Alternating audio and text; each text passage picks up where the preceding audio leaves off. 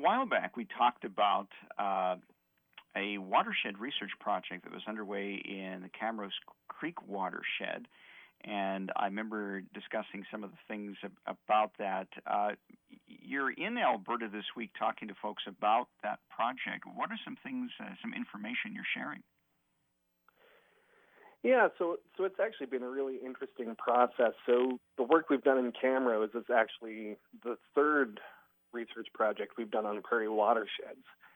And the initial results from Camrose Creek appeared to be, that watershed responded differently than other watersheds we had worked in. And so it wasn't until we kind of looked at all of the work we had done together that things really started to make sense. And what it showed is that essentially in Camrose Creek, we don't see the same type of response that we do in other prairie watersheds because there's still a healthy cover of wetlands available in that watershed to mitigate runoff. One of the additional differences is that Camrose Creek watershed has a high degree of perennial cover, so about 50% of the watershed is still in perennial cover, whereas many of the other watersheds that we work are about 70% to 80% cropland. So with those findings in hand, what are you hoping to achieve with that? Yeah, so being able to look at those three studies together, what it's starting to point to is that there's likely these landscape thresholds in terms of wetland cover that we can manage for. So, for example, in Camrose Creek, the wetland cover that is intact outweighs the amount of wetlands that have been drained. So there's more intact wetland cover than there is drained wetland cover, whereas in other watersheds where we have worked, there's about twice the amount of drained wetlands as there is intact wetland cover. And so right there, that's already pointing to one of the thresholds that we can look at in these watersheds for identifying potential problem watersheds that might respond to additional drainage. And so it's really interesting because in Camrose Creek, in fact, we have seen quite low discharge as well as low phosphorus export rates. And so again, that's showing that by having this degree of intact wetland cover and a relatively moderate drainage rate, as well as the high degree of perennial cover, is helping mitigate water quality issues by having low phosphorus export relative to some of the other watersheds that we have worked on. I don't know if this applies or not, but are there aspects of the Camrose watershed that seem to be successful? Can those be applied to watersheds that are perhaps not as successful and are on some shaky ground? Yeah, well, I think that's exactly what we're trying to identify with this. So one thing that happens as you drain wetlands in a watershed is you increase the effective contributing area. And so, in fact, historically, Camrose Creek had very low effective contributing area, and there has been an extensive amount of drainage that has increased that, roughly by 7.5-fold.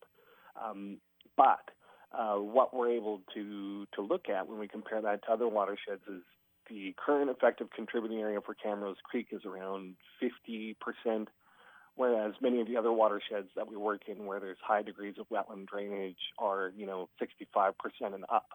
So again, this is potentially identifying a threshold that we can manage for in terms of, where we would expect these watersheds to start performing differently. And so that helps actually identify watersheds where we might want to target restoration to have maximal impact in terms of reducing enhancing water quality and reducing peak discharge events.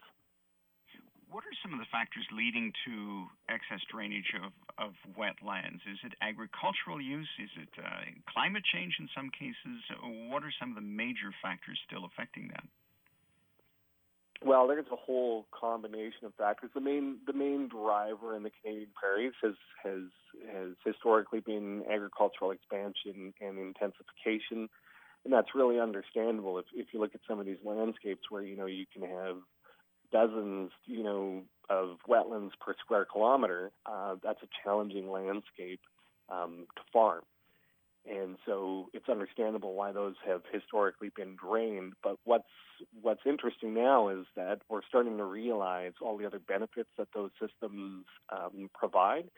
And in fact, there's evidence that having these intact wetlands embedded in agricultural landscapes can, one, help with the sustainability aspect of agricultural production in terms of helping to mitigate non-point source pollution. These prairie wetlands actually do a really good job of breaking down pesticides as well. And those systems, in fact, support healthy communities of pollinators, and so might, in fact, help sustain some crop yields and also produce insects that are predatory on crop pests. I know Ducks has presented that message for quite some time now. Are you seeing some results of that producers are seeing the benefits, a symbiotic relationship between wetlands and agriculture? Well, there are lots of agricultural producers who have realized that a long time ago, and in fact, set aside certain areas of their farm where they want to keep nature intact. So I think that ethic is already there. I think we're just trying to reinforce the actual numbers behind that and help expand that, because we're still losing wetlands at a fairly alarming rate. That's likely going to be exacerbated under future climate scenarios. And so first and foremost, we're hopefully reaching the point where we realize, okay, we need to work with these systems, keep them intact on the landscape. And then once that point is achieved, then we can start targeting, where it makes the most sense to do restorations. And Pascal, anything else you wanted to add about the study this morning? So the study was, an extensive effort conducted from 2015 to 2017. It involved the collection of hundreds of water quality samples and, participation of a lot of field staff and research assistants, that were absolutely instrumental in terms of getting out into the Camrose Creek watershed and collecting water samples and measuring flow.